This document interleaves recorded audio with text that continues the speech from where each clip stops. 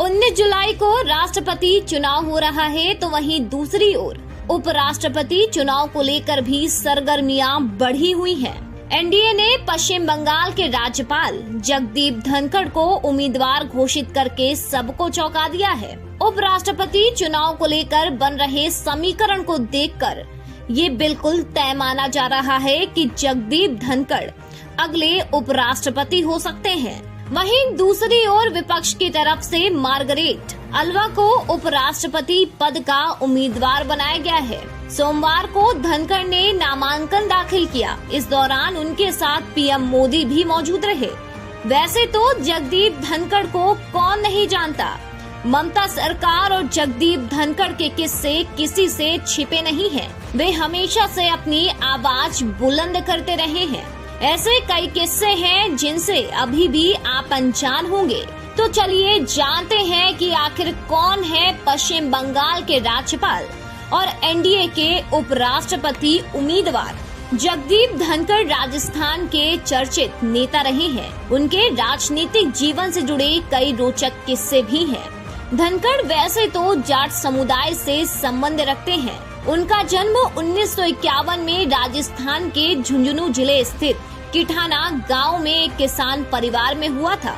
उन्होंने अपनी शुरुआत की पढ़ाई गांव के ही एक स्कूल से की और फिर स्कॉलरशिप पर चित्तौड़गढ़ के सैनिक स्कूल में दाखिला ले लिया। इसके बाद उन्होंने राजस्थान यूनिवर्सिटी से फिजिक्स और कानून की डिग्री हासिल की। वे सुप्रीम कोर्ट और राजस्थान हाई कोर्ट में वकालत भी कर चुके हैं। बता दें, धनखड़ ने 1980 के दशक में जनता दल से अपने राजनीतिक करियर की शुरुआत की और 1989 में उसी टिकट पर झुंझुनू सीट से लोकसभा सांसद चुने गए। इस दौरान पूर्व प्रधानमंत्री और हरियाणा के दिग्गज नेता देवीलाल उनके गुरु रहे और जब 1990 में देवीलाल ने तत्कालीन प्रधानमंत्री वीपी सिंह की सरकार से समर्थन वापस ले लिया तो धनखड़ भी सरकार से बाहर हो गए।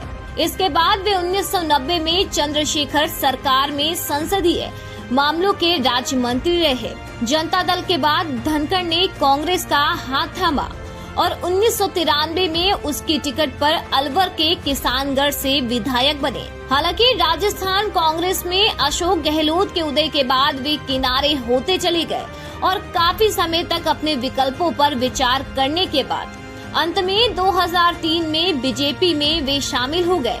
उन्हें राजस्थान की दिग्गज बीजेपी नेता वसुंधरा राजे सिंधिया का भी काफी करीबी माना जाता है। वैसे किसान आंदोलन को कौन भूल सकता है। धनखड़ का नाम चुनकर बीजेपी ने किसानों को संदेश देने की कोशिश की है। केंद्र सरकार ने हमेशा किसानों का भला चाहा है। वहीं धनखड़ भी जाट नेताओं और किसानों में अच्छी पकड़ रखते हैं। जगदीप धनखड़ ने जुलाई 2019 में पश्चिम बंगाल के राज्यपाल बनने के बाद जितनी सुर्खियां बटोरी उतनी तो शायद उन्होंने अपने पूरे राजनीतिक करियर में नहीं बटोरी थी। राज्यपाल के तौर पर शपथ लेने के बाद से ही उनका राज्य सरकार और सत्तारूढ़ टीएमसी के साथ विभिन्न मुद्दों पर टकराव का जो सिलसिला शुरू हुआ वो हाल में महुआ मोइत्रा के काली विवाद तक जारी रहा। पश्चिम बंगाल के राज्यपाल धनखड़ और मुख्यमंत्री ममता बनर्जी के बीच अभी भी 36 का आंकड़ा है। बीच में एक आध बार उनमें सुलह के आसार भी दिखे, लेकिन ये संभावना क्षणभंगुरी रही। अब तक शायद ही कोई ऐसा दिन गुजरा हो जब राज्यपाल ने अपने ट्वीट के जरिए सरकार, पुलिस और प्रशासनिक अधिकारियों को कटघरे में ना खड़ा किया हो, चाहे कोरोना का मुद्दा हो या फिर राशन वितरण का, चुनाव के दौरान या चुनाव के बाद होने वाली हिंसा का या फिर अम्फान तूफान का। राज्यपाल लगातार सरकार पर हमले करते रहे। नौबत तो यहाँ तक पहुँच गई कि ममता ने एक बार धनखड़ को ट्विटर पर ब्लॉक कर दिया, लेकिन ये नाराजगी स्थायी नहीं रही। गौरतलब है कि इस बार उपराष्ट्रपति का चुनाव 6 अगस्त को होना है।